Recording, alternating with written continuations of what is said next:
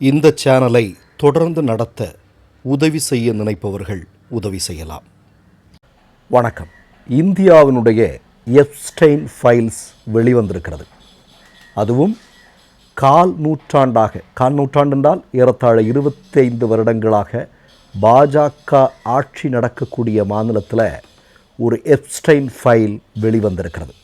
இதை நான் சொல்லலை, காங்கிரஸ் கட்சியினுடைய மூத்த சட்டமன்ற உறுப்பினர் சொல்லியிருக்கிறார்.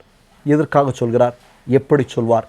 அதாவது ஒரு தினத்திற்கு முன்பு மத்திய பிரதேசத்தில், உங்களுக்கு நல்லா தெரியும், முதல்ல சொன்ன மாதிரி தான், கால் நூற்றாண்டாக பாஜக ஆட்சி நடக்கக்கூடிய மாநிலம், சரியா?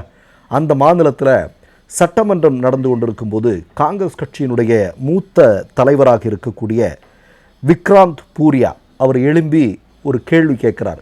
என்ன கேள்வி கேட்குறார் அப்படின்னா, 2020 2026 வரையிலும் இந்த மத்திய பிரதேசத்தில் இருக்கக்கூடிய காவல் நிலையங்களில் பெண்கள் சிறுமிகள் காணாமல் போன வழக்குகள் தொடர்பான தகவல்கள் எங்களுக்கு தேவைப்படுது, அது உடனடியாக சொல்லணும் அப்படின்னு சொல்கிறார். உடனடியாக மத்திய பிரதேசத்தினுடைய பாஜக முதல்வராக இருக்கக்கூடிய மோகன் யாதவ் இவர் உடனடியாக எழுப்பி என்ன சொல்கிறாருன்னா, கடந்த 6 வருடங்களில் மட்டும் பாஜக ஆட்சி நடக்கும்போது மட்டும் ஏறத்தாழ 2,74,311 பெண்கள் சிறுமிகள் காணாமல் போயிருக்கிறார்கள் என்று சொல்கிறார்கள். நல்லா கேட்டுங்க, இங்கே மோடி அமித்ஷாவும் தமிழ்நாட்டில் வந்துட்டு பெண்களுக்கு பாதுகாப்பு இல்லைன்னு வடை சுடுறாங்க இல்லையா? மோடியினுடைய ஆட்சி நடக்கக்கூடிய மத்திய பிரதேசத்தில், அமித்ஷாவினுடைய ஆட்சி நடக்கக்கூடிய மத்திய பிரதேசத்தில் 5 வருடங்களில் 2,74,311 பெண்கள் காணவில்லை. அதாவது சராசரியாக நீங்கள் பார்த்தீங்கன்னா ஒரு நாளைக்கு 130 பெண்கள் காணாமல் போகிறார்கள். எங்கே போகிறார்கள், என்ன ஆனார்கள் அப்படிங்கிறதெல்லாம் யாருக்குமே தெரியாது.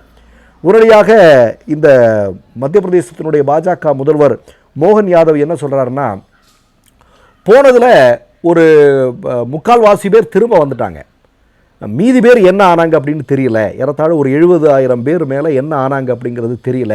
ஆனாலும் பெண்கள் பாதுகாப்புக்காக நாங்கள் இவ்வளோ கோடி ரூபாய் செலவு பண்ணிகிட்டு இருக்கிறோம், திட்டங்கள் எல்லாம் ஒதுக்கிட்டு இருக்கிறோம் அப்படின்லாம் மோடி எப்படி வடை சுடுவாரோ அதே மாதிரி வடை சுட்டிருக்காரு. நம்முடைய கேள்வி என்ன அப்படின்னா, 2,00,000 பேர் பெண்கள் காணாமல் போயிருக்கிறார்கள். அதில் சில பேரை நீ கண்டுபிடிச்சிருக்கிற அப்படின்னு சொல்லியிருக்கிற. ஆனால் அப்படி வந்தவர்களில் ஒருவராவது நான் இப்படி இந்த மாதிரி நடந்துருச்சு, நான் இப்போ பாதுகாப்பாக வந்திருக்கிறேன் அப்படிங்கிற ஒரு தகவலை வெளிப்படுத்தி ஏதாவது ஒரு செய்தியை பாஜகவினுடைய முதல்வர் வெளிப்படுத்த தயாரா? ஏன்னா நமக்கு தெரியும், பேட்டி பச்சாவோ பேட்டி படாவோ நாரி சக்தி இப்படியெல்லாம் சொல்லிட்டு இருக்கக்கூடிய மோடி, இன்றைக்கு மோடியினுடைய ஆட்சியில் பெண்களுடைய நிலைமை என்னவாக இருக்கிறது அப்படின்னு நம்ம சொல்லவா வேணும்? போதாக்குறைக்கு எப்ஸ்டைன் ஃபைலில் மோடியினுடைய பெயர் வேறு வந்திருக்கு, அதுக்கு எதுவும் பதில் சொல்லாமல் இருக்கிறாரு.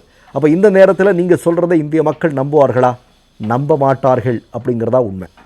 அப்போ என்ன அப்படின்னா, நீங்கள் பாருங்கள், பாஜக ஆட்சி நடக்கக்கூடிய மாநிலம், அதுவும் நீங்கள் பார்த்தீங்கன்னா அங்கே உமாபாரதி என்று சொல்லக்கூடிய நபர் முதலமைச்சராக இருக்கிறார். அதன் பிறகு சிவராஜ் சிங் சௌகான் என்று சொல்லக்கூடியவர் இருக்கிறார். அதன் பிறகு இப்போது மோகன் யாதவ் என்று சொல்லக்கூடியவர்கள் இருக்கிறார். பல 10 வருடங்களாக அங்கே பாஜக ஆட்சி தான் நடக்குது. ஆனால் அங்கே இருக்கக்கூடிய பெண்களுடைய நிலைமை இந்த மாதிரி இருக்குது. குறிப்பாக நீங்கள் பார்த்தீங்கன்னா மத்திய பிரதேசத்தில் இந்தூர் என்று சொல்லக்கூடிய இடம் உங்களுக்கெல்லாம் தெரியும். மோடியினுடைய PR ஒர்க் மூலமாக இந்தியாவிலேயே சுத்தமான நகரமாக இந்தூர் அப்படின்னு சொல்லிட்டு ஒரு அறிவிப்பு வந்தது. ஆனால் அந்த இந்தூரில் தான் மலக்கழிவுகள் அடங்கிய தண்ணீரை குடித்த 100க்கும் அதிகமான மக்கள் மிகப்பெரிய பாதிப்புக்குள்ளானது. பல பேர் இறந்து போன செய்தியெல்லாம் சமீபத்தில் வெளிவந்தது உங்களுக்கு ஞாபகம் இருக்கும். அதே இந்தூரில் தான் அதிகமான பெண்கள் சிறுமிகள் காணாமல் போயிருக்கிறார் என்ற தகவலும் இன்றைய தினம் வெளிவந்திருக்கிறது. கொஞ்சம் யோசிச்சு பாருங்களேன் நீங்கள்.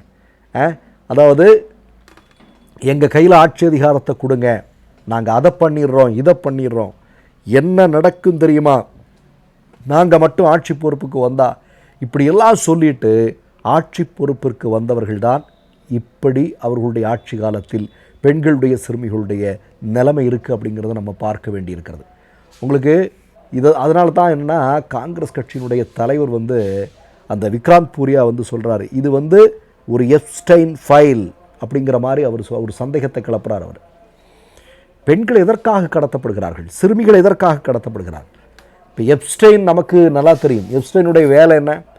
எப்ஸ்டைன் என்று சொல்லக்கூடிய நபர் வந்து இதே மாதிரி பல்வேறு நாடுகளில் சிறுமிகளை கடத்தி உலகத்தினுடைய பெரும் பணக்காரர்களுக்கு இல்லையா, மிகப்பெரிய தொழிலதிபர்களுக்கு, மிகப்பெரிய அரசியல் செல்வாக்குள்ளவர்களுக்கு என்ன எப்ஸ்டைன் வந்து செஞ்சுட்டு இருந்தான் அப்படிங்கிறது அந்த ஃபைல் மூலம் வந்து வெளிப்பட்டிருக்கிறது அப்படிங்கிறது நமக்கு நல்லா தெரியும் இல்லையா.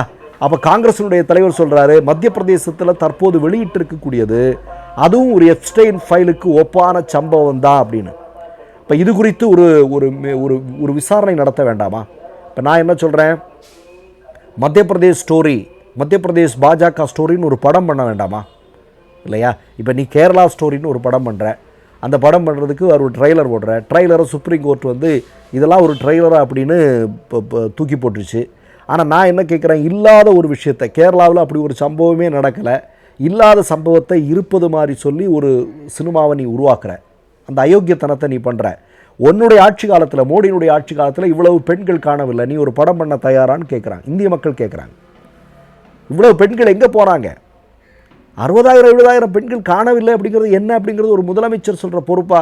இங்கே வந்து பெண்கள் பாதுகாப்பை பற்றி பேசிட்டு போகிறானுங்க. கொஞ்சம் யோசிச்சு பாருங்கள். தமிழ்நாட்டில் வந்து இங்கே வந்து பெண்களுக்கு பாதுகாப்பு இல்லை, அது இல்லை, இது இல்லை, அப்படி இல்லை, அப்படி இப்படின்னு சொல்லிட்டு பேசுகிறானுங்க. அதுதான் சொல்கிறதுங்க ரொம்ப முக்கியமான விஷயம். நான் என்னென்னா, இந்த கேரளா ஸ்டோரி மாதிரியான ட்ரெய்லரெல்லாம் இந்தியாவில் இருக்கக்கூடிய ஊடகங்கள் எந்த அளவிற்கு மக்கள் மத்தியில் கொண்டு போய் சேர்க்குறாங்கன்னு பாருங்கள். ஆனால் இவ்வளவு பெரிய சம்பவம் மத்திய பிரதேசத்தில் நடந்திருக்கு, எத்தனை ஊடகங்கள் பேசுகிறார்கள்? யாராவது இதை வந்து ஒரு விவாதத்திற்கு எடுத்ததாக நீங்கள் காட்ட முடியுமா? எவ்வளோ, அதாவது உலகமே அதிர்ச்சி அடையாத இப்படி ஒரு சம்பவம் உலகத்தில் எந்த நாட்டில் நடந்தாலும். ஒரு 5 வருடத்தில் ஏறத்தாழ 3 லட்சம் பெண்கள் காணாமல் போகிறார்கள் என்றால் அது சாதாரண விஷயமா? அமெரிக்காவில் நடந்ததுன்னா என்ன ஆகும்? ட்ரம்ப் இதுக்கு முன்னாடி வீட்டுக்கு போயிருந்திருப்பான், அதானே நடந்திருக்கும்.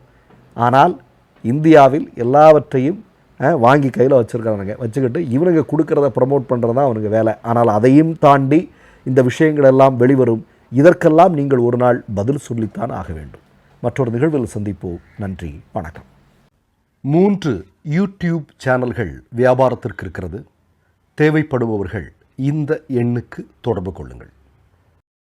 மை நேம் இஸ் ரெட் சேனலை சப்ஸ்கிரைப் பண்ணிக்கோங்க. அதுக்கப்புறமா பக்கத்தில் இருக்கிற ஜாயின் பட்டனை கிளிக் பண்ணீங்கன்னா ஒரு நியூ பேஜ் ஒன்று ஓப்பன் ஆகும். அதுலேயும் ஜாயின் பட்டனே கிளிக் பண்ணிக்கோங்க. அதில் பார்த்தீங்கன்னா credit R debit card options இருக்கு. இதில் உங்களுக்கு விசா, மாஸ்டர் கார்டு, ரிப்பே அப்படின்னு 3 ஆப்ஷன்ஸ் கொடுத்துருக்காங்க. அதில் நீங்கள் எந்த கார்டு சூஸ் பண்ணுறீங்களோ அந்த கார்டோட நம்பர் என்டர் பண்ணிக்கோங்க.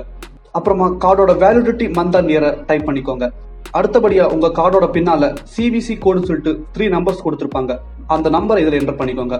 அப்புறமா அட்ரஸ் அண்ட் இன்ஃபர்மேஷன் என்டர் பண்ணிட்டு பைங்கிற பட்டனை கிளிக் பண்ணிக்கோங்க.